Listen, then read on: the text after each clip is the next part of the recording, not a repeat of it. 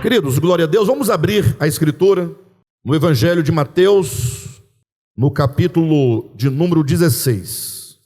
Nós lemos até o 18, no início da reunião. Então nós vamos ler até o 18. Diz assim o texto, queridos: Indo Jesus para os lados de Cesareia de Filipe, perguntou a seus discípulos: Quem diz o povo ser o Filho do Homem? E eles responderam: uns dizem João Batista, outros Elias, e outros Jeremias ou algum dos profetas.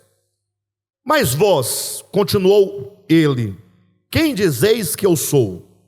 Respondendo Simão Pedro, disse: Tu és o Cristo, o Filho do Deus vivo. Então Jesus lhe afirmou: Bem-aventurado és, Simão Barjonas, porque não foi carne e sangue que te revelaram, mas meu Pai que está nos céus.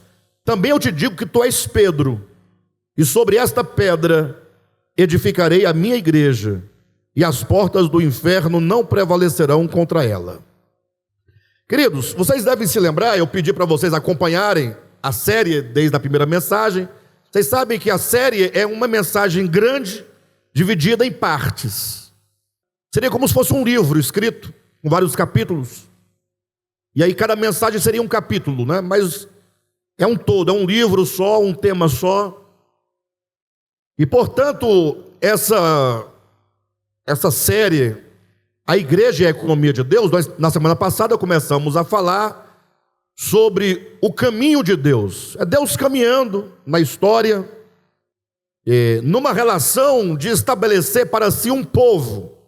Deus caminhando na história com o propósito de estabelecer, de cumprir o seu plano eterno, mas que na sua caminhada, nós vimos aqui, ele estabelece um povo. Primeiro nós vimos o plano original, que é que Deus queria que Adão, a humanidade em Adão, fosse uma humanidade que expressasse os ricos atributos de Deus. O homem criado à imagem e semelhança de Deus foi criado para refletir essa imagem de Deus e para expressar os atributos de Deus. Por isso que o homem é criado à imagem e semelhança de Deus. Ora, quando qualquer ser olhasse para o homem que é criado à imagem e semelhança de Deus, deveria ver no homem a imagem de Deus e achar que este homem é semelhante a Deus. Perfeito? Esse é o propósito de Deus, encher a terra da sua expressão, da sua imagem e da sua semelhança. Mas nesse percurso, este homem, Adão, ele decaiu. Ele errou o alvo da vontade de Deus para a sua vida, e aí deu no que deu. A terra se encheu de violência, vocês sabem disso. Capítulo 6 de Gênesis, Deus falou: não dá mais, porque aconteceu exatamente o oposto do pretendido. A terra, ao invés de se encher da imagem e semelhança de Deus, se encheu da imagem e semelhança do Satanás. É verdade. A terra cheia de violência, de maldade. Aí Deus falou: eu tenho que cumprir meu plano. Então veio o dilúvio, Deus salvou Noé e a sua família.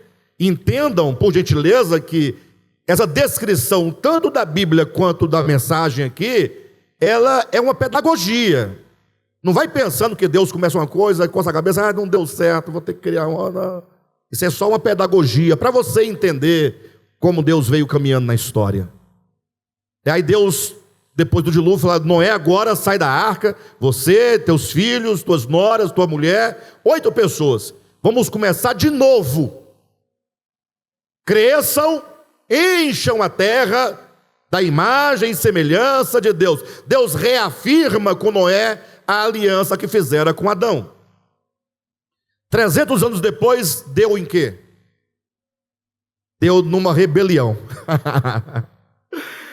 A grande rebelião da Torre de Babel, quando o povo, que no início eram 8 pessoas, já estavam crescendo e se espalhando na terra. Surgiu um homem chamado Nirode, chamou todo mundo e falou: olha, nós temos que nos levantar contra esse Deus aí, dos nossos ancestrais, nossos antepassados.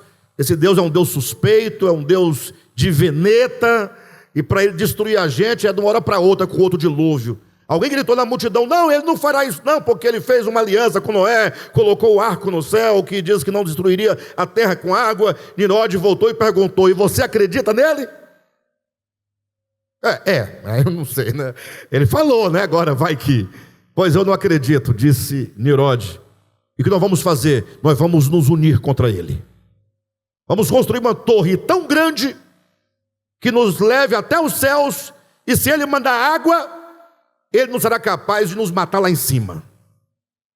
É a chamada Torre de Babel. Vocês sabem da história. Ou seja, essa etapa do plano também não funcionou. Aí Deus fez o quê? Então agora eu vou ter que estabelecer uma nova estratégia. Veio o plano de contingência. Nós falamos semana passada. Qual que é o plano de contingência? É um plano necessário, que se faz aqui na circunstância necessário, uma mudança. Então, ao invés de eu querer resolver tudo com a humanidade, que seria o plano original, eu vou chamar um homem, Abraão. Abraão, sai daí, sai desse meio. Eu farei de ti uma nação santa. E a partir dessa nação santa, que seria o povo de Israel, os descendentes de Abraão, Isaque e Jacó, eu vou abençoar todas as famílias da terra. Olha que estratégia bacana, eu gostei dessa também, não é? Ou seja, eu vou usar uma nação santa, separada, para quem eu vou me revelar, com quem eu vou me relacionar. Vou preparar essa nação, uma nação de sacerdotes, para agora evangelizar o mundo, ensinar as nações, e dessa nação virá o Cristo e vai abençoar todos os povos e todas as nações da terra. Bacana o plano, não? Plano de contingência. Deu certo? Não.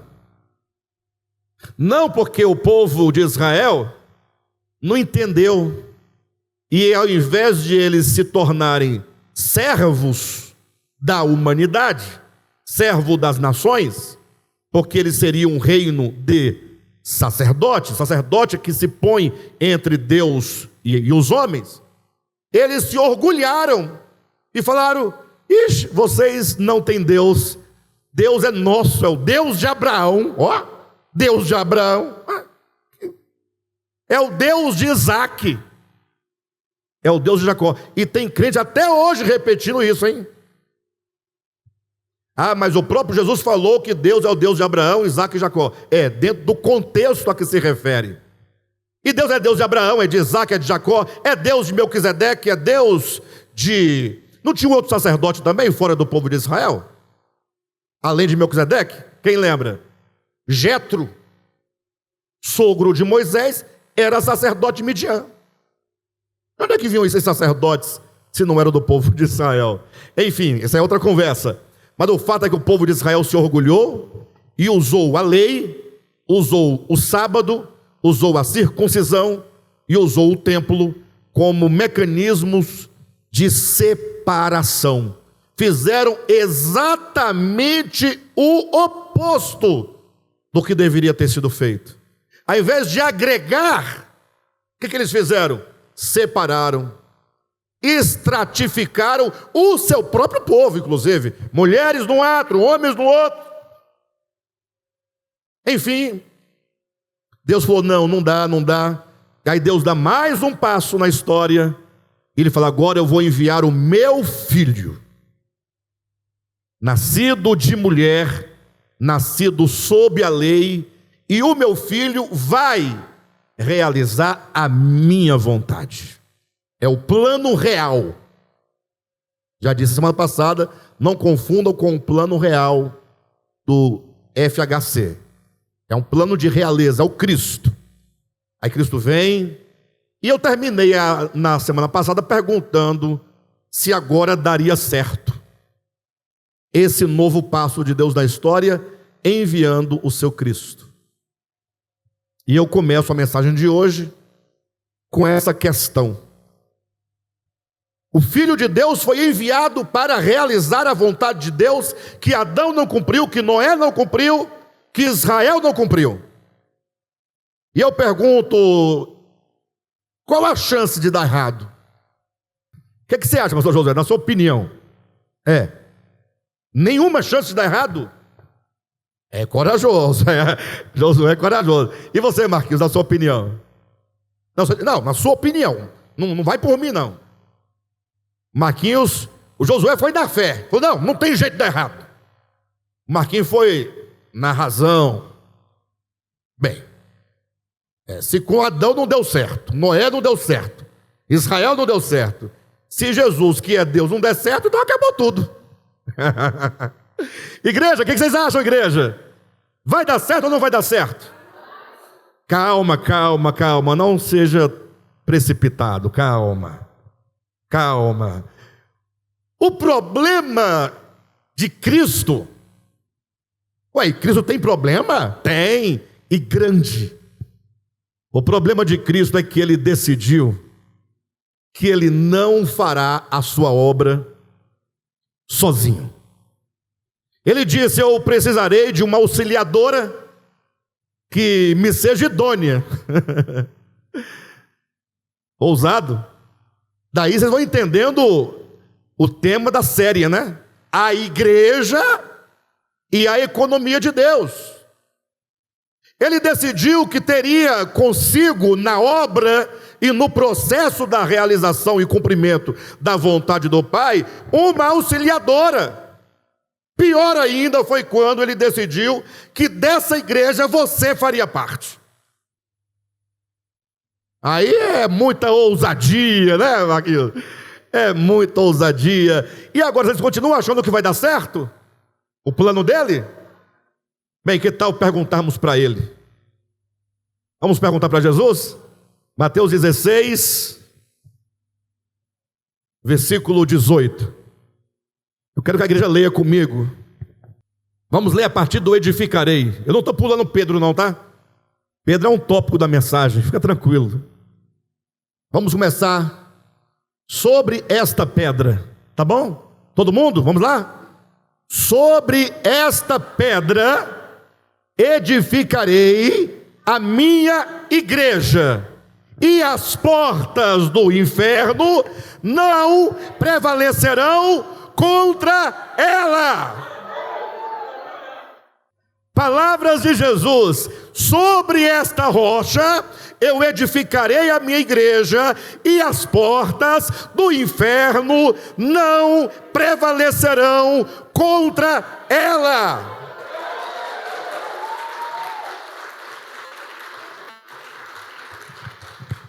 Bem, antes de eu entrar na mensagem propriamente dito, eu olho para a igreja do Senhor na terra, eu falo,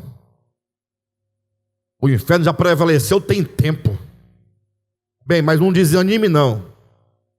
Talvez o que você chama de igreja sobre quem o inferno prevaleceu, talvez não seja a igreja do Senhor. Porque nós estamos falando de denominações, de CNPJs. Isso não é igreja. Amém? Então amanhã o camarada está preso, na papuda, tudo bem, vamos entrar no mérito. Aí alguém vai lá, dá um folhetim para ele, ele diz que se converte, ganha uma Bíblia, participa de 4 cultos dentro da prisão, sai da prisão depois de um mês, ele abre uma igreja para ele e começa a pregar. E as pessoas vão ou não vão? E aí ele ensina o quê? O que ele quiser ensinar, aquilo em que ele acredita. E se não for o evangelho de Jesus?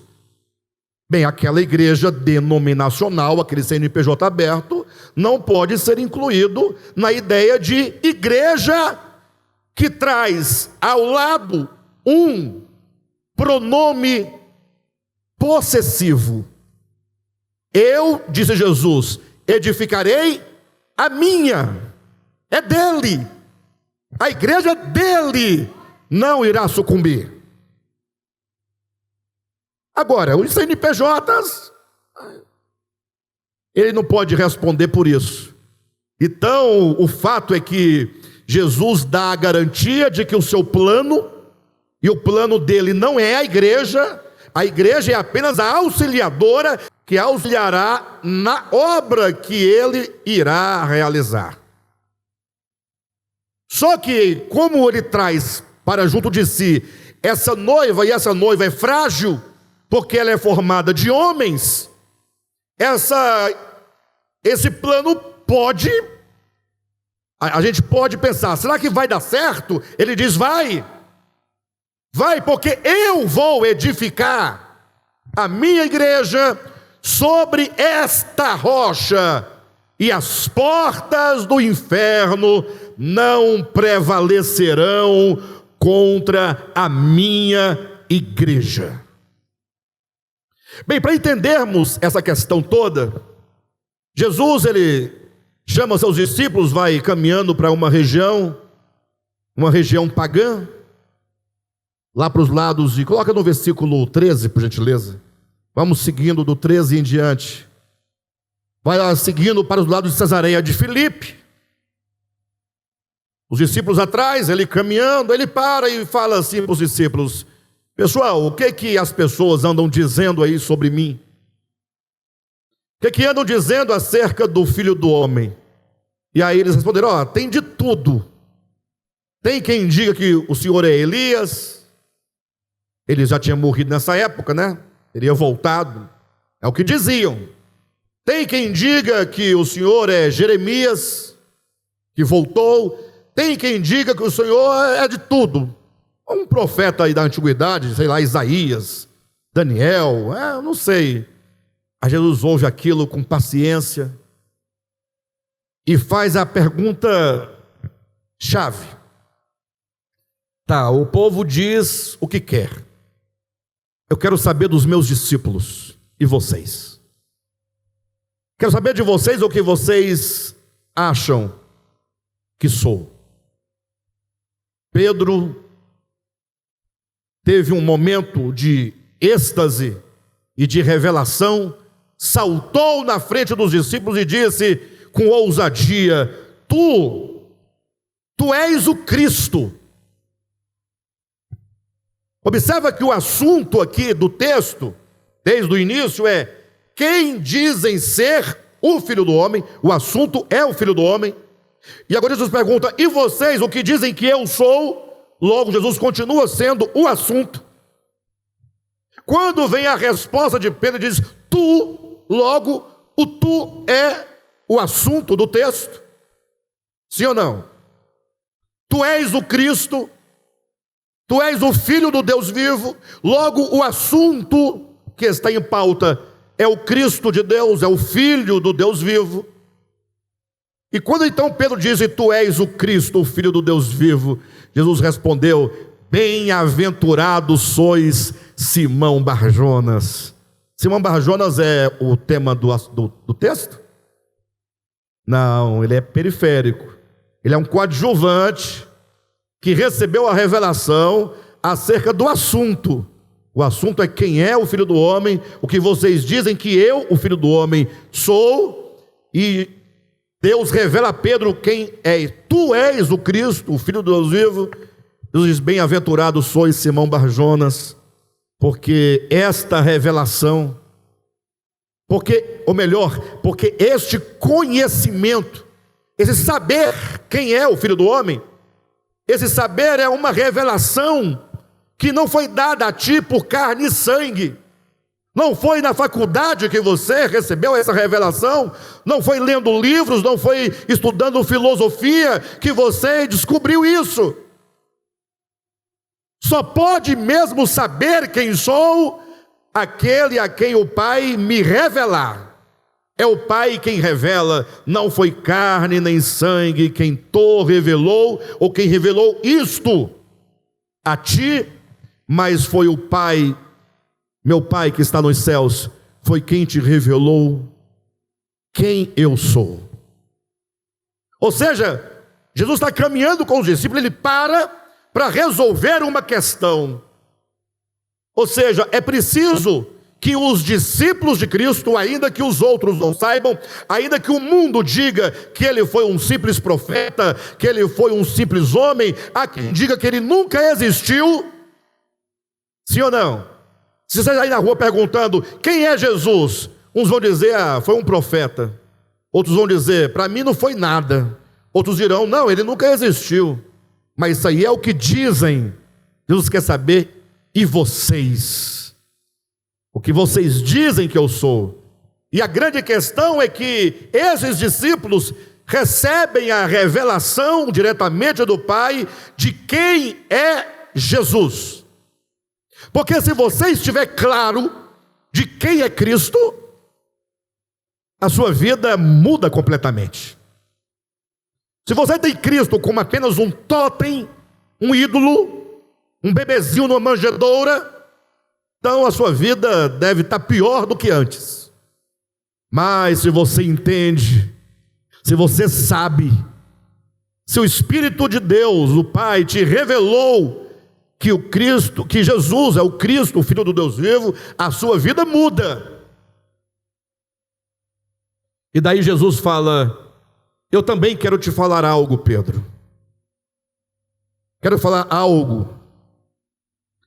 Eu quero que você entenda os discípulos, porque quando fala que o Pai revela quem é Cristo, agora Cristo também tem algo a revelar para os discípulos. E ele diz, dirigindo-se a Simão Barjonas, seu Pai revelou a ti isso, eu também te digo. Dizendo para quem? Não. Ele não disse para Pedro, pessoal. Vamos ler o texto? Vamos lá. Versículo anterior. Então Jesus afirmou, 2 pontos. Bem-aventurado és, vírgula. Diga.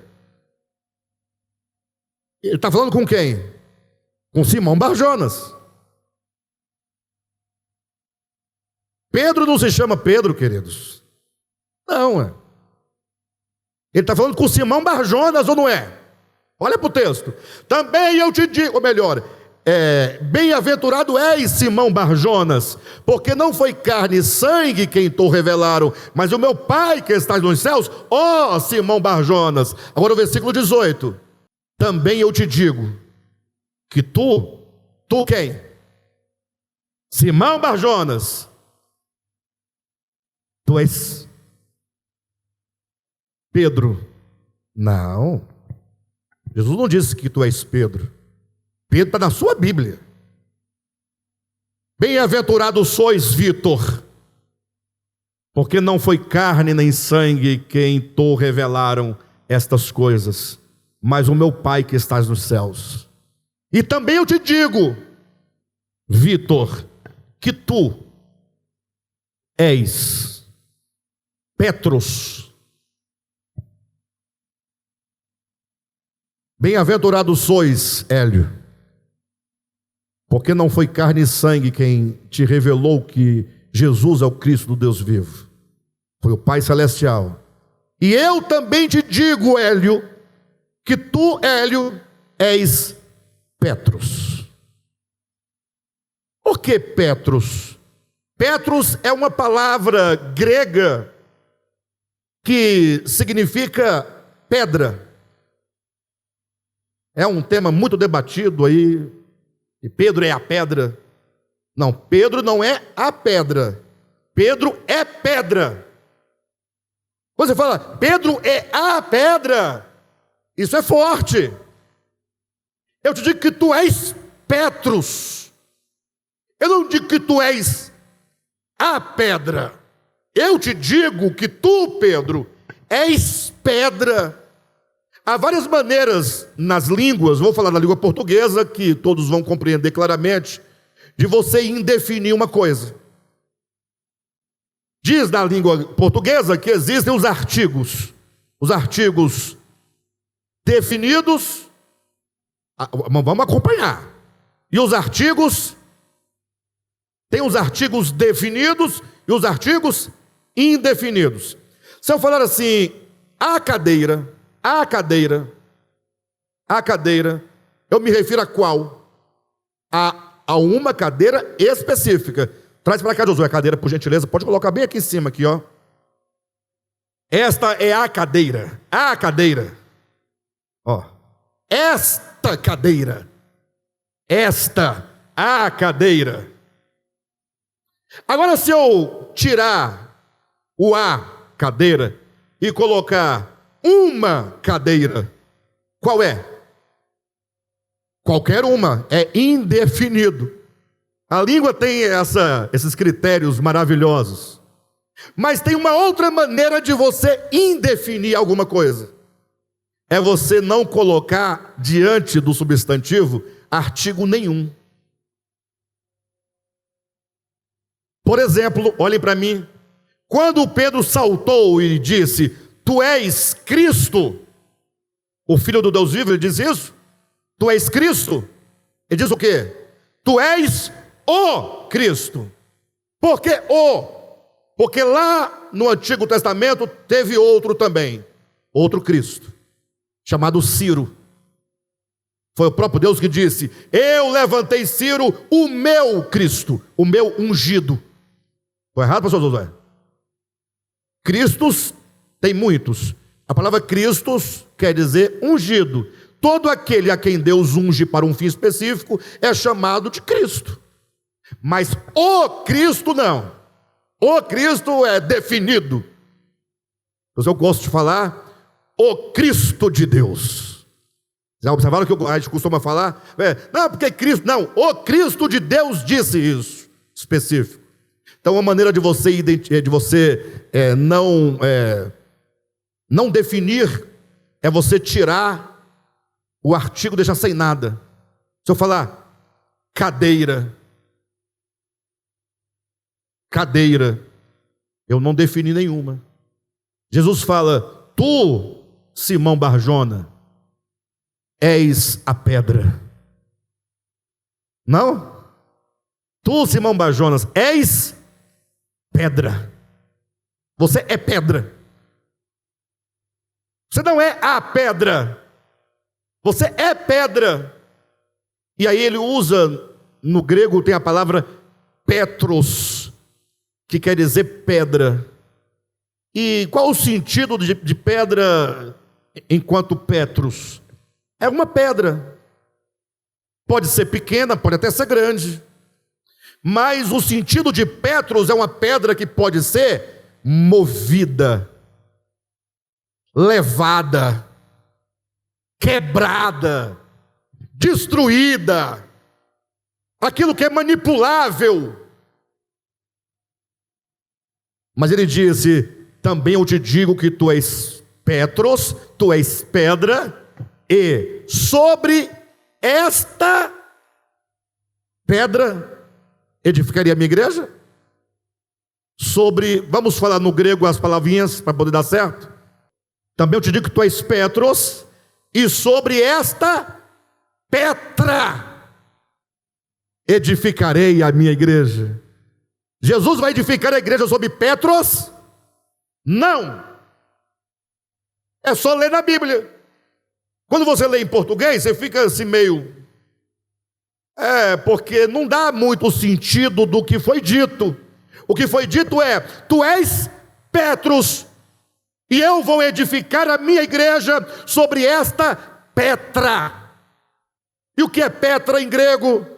É um penhasco, é uma montanha, é uma rocha que não pode ser movida, não pode ser conduzida, não pode ser levada, não pode ser quebrada. Ou seja, ele falou, a garantia de que as portas do inferno não prevalecerão contra a minha igreja é que eu a colocarei e a edificarei sobre uma rocha que não pode ser movida. Então a garantia está na rocha. Então quando vocês olham para mim, esse pastor tão fraquinho assim, Acha que vai dar certo uma de igreja? Olha o pastor da igreja. Você fala, vai, porque a garantia não está nele. A garantia está na rocha. A garantia está em Cristo. A garantia está naquele que é a rocha. A rocha, dentro do contexto em que estamos tratando, é entendida de duas maneiras. A rocha é, primeiramente, a revelação acerca do Cristo. Porque foi dito, Deus o Pai revelou a Pedro essa revelação de que o Filho do Homem é o Cristo, o Filho do Deus vivo. Jesus fala, e sobre esta pedra, ele aponta para esta verdade, para esta revelação, eu edificarei a minha igreja. Alguém vai perguntar, e por que ele disse, esse Pedro aí, esse Petros, onde é que entra? Calma, é porque para edificar sobre a rocha, tem que haver aqueles que serão edificados. Mas isso é tema de outra mensagem. Agora vamos ficar somente nesta rocha, por enquanto. Ou seja, a revelação acerca de quem é o Filho do Homem, que ele é o Cristo, o Filho do Deus vivo, esta revelação é a força e o poder garantidor do sucesso da obra de Deus por meio de Cristo na sua igreja. Agora, essa revelação não é a revelação de um vazio, não é a revelação de um nada. Esta revelação é a revelação daquilo que é o próprio Cristo. Logo, esta pedra, esta rocha sobre a qual edificaria a minha igreja é o próprio Cristo. Ele é a rocha, ele é a garantia. Então, se você pegar esses dois pontos, de um lado, a rocha enquanto a revelação de quem é Cristo, ou o próprio Cristo que é o revelado na revelação, você vai entender que são duas coisas muito poderosíssimas. Porque se você olhar para a história, olhando a ideia da revelação de quem é o Cristo, você vai observar que houve muitos homens no passado, muitos homens poderosos, grandes no seu pensamento, na sua oratória, grandes em força, e entretanto, nenhum deles jamais pôde dizer coisa tão fora de senso. Porque quando você quer dizer algo grande e poderoso, você não pode falar que um crucificado é forte, ou pode? Quando você quer mostrar força e poder, você se veste de crucificado ou se veste de Hulk? Quando você quer mostrar numa festa fantasia, festa de criança, vão entrar os homens poderosos, os admirados das crianças. Se entrar um homem carregando uma cruz, a criança vai falar o quê? Ué, esse não pode ser meu herói? Não pode ser forte? Não pode. Mas se entra um homem vestido de verde, musculoso, entra um outro com a espada do Thundercats, ou outro com a espada de Grayskull, entra uma She-Ra, uma Mulher Maravilha, o homem de 100 milhões de dólares, o Homem de Ferro. Vocês estão lembrando, né, do passado? As crianças não sabem. Quem tem menos de 40 anos não sabe o que nós estamos falando. Mas o crucificado, como diz o apóstolo Paulo, é o poder de Deus para a salvação de todo aquele que crer. É dito que nenhuma filosofia humana é capaz de compreender que é na fraqueza que está todo o poder. Então não adianta você ler filosofia, porque tudo que dirão para você dentro da filosofia, mesmo de filósofos cristãos, nunca vai chegar na afirmação: tu és o Cristo, o Filho do Deus vivo. vão dizer alguma coisa próxima, parecida, de longe, você tem que subentender, tem que costurar, tem que reunir, mas a revelação de Deus, ela é direta. Tu és o Cristo, o Filho do Deus vivo. E esse Cristo, o Filho do Deus vivo, quando você lê o Evangelho de João, capítulo 1, quem ele é? Ele é a palavra de Deus, é a palavra criadora de todas as coisas, ele é a palavra sustentadora de todas as coisas, ele é o lugar e o ambiente onde todas as coisas existem. Ele é o cabeça da primeira criação, ele é o cabeça da segunda criação, ele é o alfa, ele é o ômega, ele é o princípio, ele é o fim, ele é a porta, é a ressurreição, é o caminho, é a verdade, é a vida. Esse é o Cristo em que nós cremos, e é esse o Cristo que é a rocha, que diz: eu vou edificar a minha igreja, e que se levantem todos os infernos, não prevalecerão contra a minha igreja.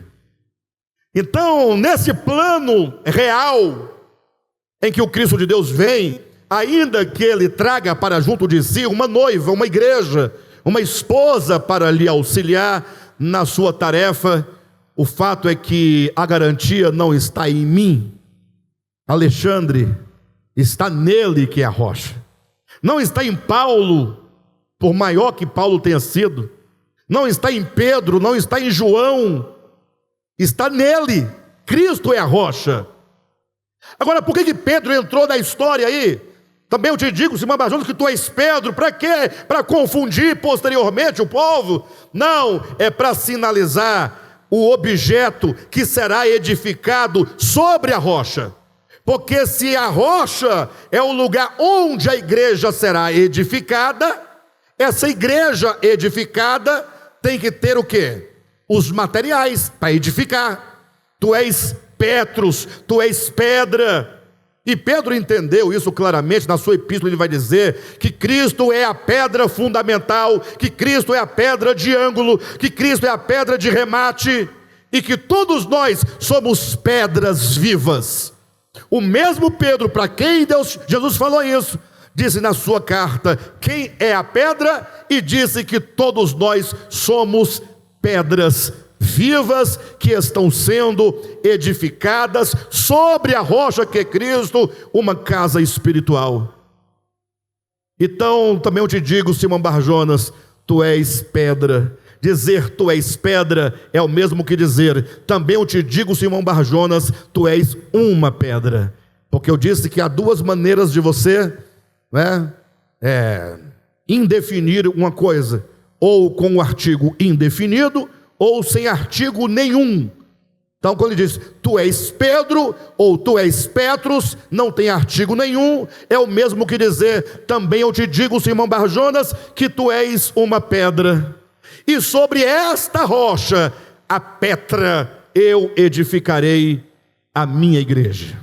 Então a igreja do Senhor, ela é edificada na rocha que é Cristo, e é edificada por muitas pedras, cada uma pedra nesta edificação. Eu não vou poder avançar, o tempo está corrido, e eu não vou poder avançar no restante do texto, como já estava previsto. Tá bom? Mas eu espero que esta manhã vocês tenham compreendido claramente sobre a pedra e sobre a garantia de que a igreja do Senhor vai prevalecer. Resta saber se você faz parte desta igreja ou não. Essa série, A Igreja e a Economia de Deus, vai mostrar todo o processo até Cristo alcançar finalmente o seu propósito, e como a igreja nesse intervalo e nesse caminho, ela vai sofrendo tanto positivamente a mudança que é a edificação, como vai sofrendo os efeitos também do cotidiano, das suas experiências, dos seus desvios, das suas quedas, e como que nós somos desafiados a sermos edificados sobre a rocha. Como que para ser igreja, não basta que você seja uma pedra. Para ser igreja, você precisa ser edificado, porque a igreja é resultado da edificação. Imagine só que você tenha um lote. Fala, vou construir aqui um prédio. Aí você tem que comprar os materiais, né? Aí você vai lá e compra tijolos. O tijolo já é a construção? É o prédio feito? Não, são materiais. Para ser prédio, primeiro tem que ser tijolo. Segundo, tem que ser edificado juntamente com os outros tijolos para formar um todo. Então Cristo vai edificar a igreja dele. E para tanto, ele diz, tu és uma pedra. Você entende que você é uma pedra nessa edificação? Verdade? Nunca mais você vai ler esse texto pensando em Pedro. Vai pensar sempre em você. Também eu te digo. Esse também eu te digo aqui no texto, Simão Barjonas. Por que ele não diz isso para Filipe? Ele poderia dizer, também eu te digo, Filipe, que tu és Petros. Daria a mesma coisa. Só que ele diz que és uma pedra somente para aqueles que recebem a revelação. Então Pedro recebeu a revelação, diz, então você recebeu, você é uma pedra. Então você é uma pedra. O outro, eu não consigo ver assim, vai chegar a sua vez. Quando chegar a sua vez, você vai ser uma pedra. Por enquanto, Simão Barjonas, tu, quando diz tu, você para, não segue no texto. Tu és Pedro. Pedro aqui, se tem um és, já não é o nome dele. Tu, quem é o tu? O pronome. Simão Barjonas, tu, Simão Barjonas, és uma pedra. Todos aqueles que recebem a revelação de quem é o Filho do Homem, o Cristo de Deus, o Filho do Deus vivo, é uma pedra. E é Pedro quem diz, e todos vós sois pedras vivas na edificação do grande edifício de Deus. Amém, igreja? Glória a Deus. Então aplauda bem forte o Senhor.